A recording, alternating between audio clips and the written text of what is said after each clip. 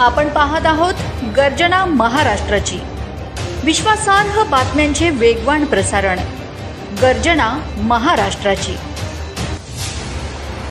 यहाँ पर मौजूद तमाम साथी, बुजुर्गों, दोस्तों और जहाँ तक मेरी आवाज पहुँच रही है, मेरी इज्जतदार माँ खराब करने की कोशिश कर रहा है, लेकिन आप लोग बेफिक्र रहिए।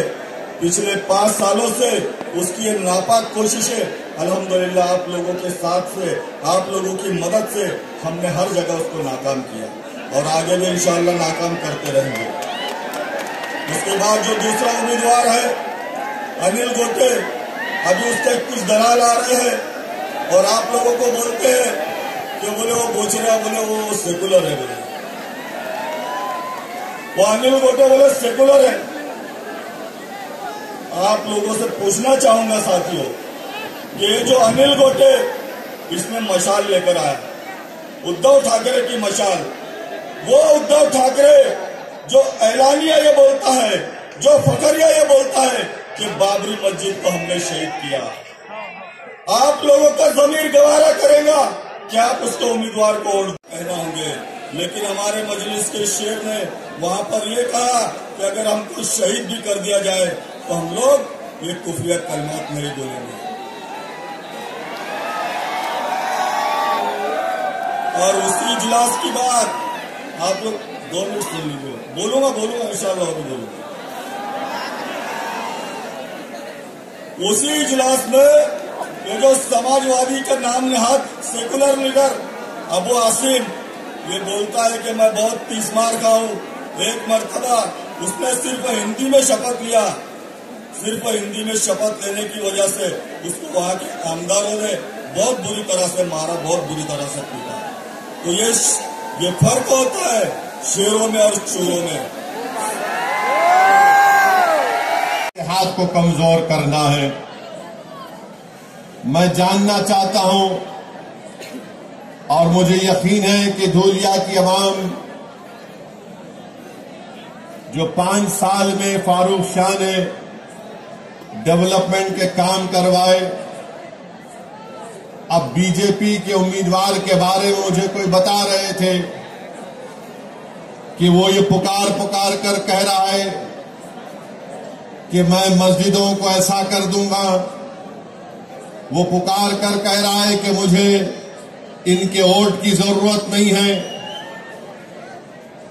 क्या क्या अनाप शनाप बीजेपी का कैंडिडेट बक रहा है। फिर उसके बाद जो आप देखें कि शिवसेना उद्धव ठाकरे का कैंडिडेट है, माशाल्लाह वो किसी एक जगह टिकने वाले नहीं है।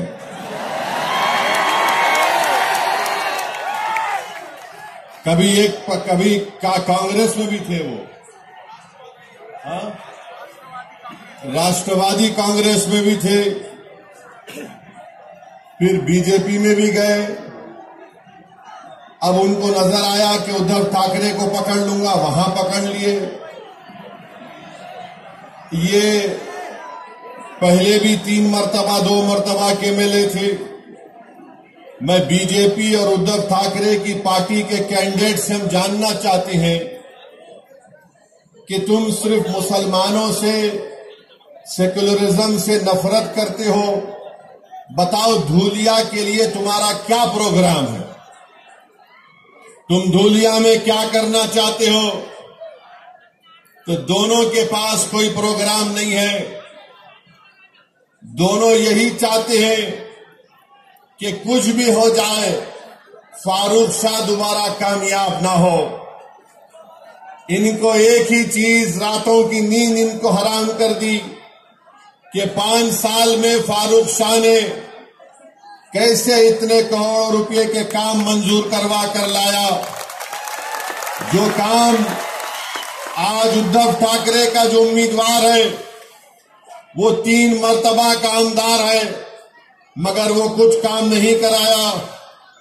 आज जो बीजेपी का उम्मीदवार है वो तो सिर्फ नफरत की बात करता है, वो तो सिर्फ दिलों को तोड़ने की बात करता है, उसके पास जनता के विकास के लिए, धूलिया की तरक्की के लिए कोई बात उनके जबान पर नहीं आती। 5 साल में इस शहर में, इस विधानसभा में अमन रहा। यहां पर हिंदू मुसलमान के झगड़े नहीं हुए। यहां पर दलितों पर उनको इंसाफ दिलाने की फारूक शाह ने पूरी कोशिश की। आदिवासियों को उनका मुकाम दिलाने के लिए फारूक शाह ने मेहनतें की। धंगरों को उनका जायज मुकाम दिलाने के लिए फारूक शाह ने मेहनतें की। और हम आज भी कह रहे हैं कि महाराष्ट्र में जहां पर मुसलमानों में जो वो 13 जितनी कास्ट है उनको आरक्षण मिलना चाहिए, क्योंकि बॉम्बे हाई कोर्ट ने उसको मंजूर किया।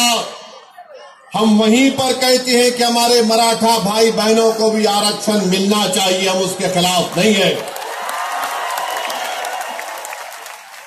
अब आप बताइए किस बुनियाद पर फारूक शाह की मुखालिफत करने ये लोग आ रहे हैं।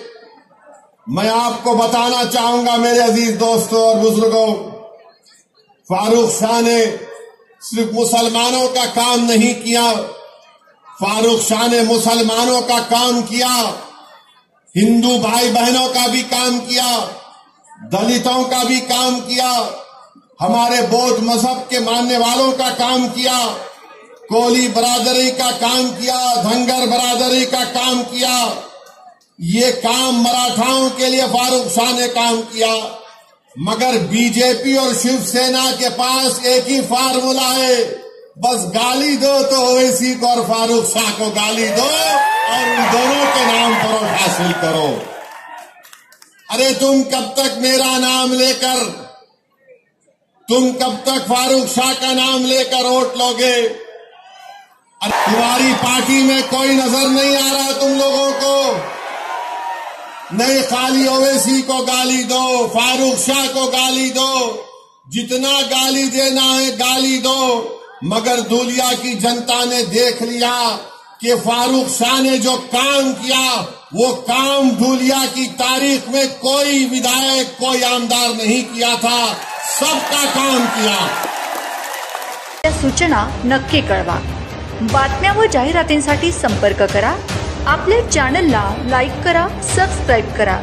पाहत रहा गर्जना महाराष्ट्राची। विश्वासार्ह बातम्यांचे वेगवान प्रसारण गर्जना महाराष्ट्राची।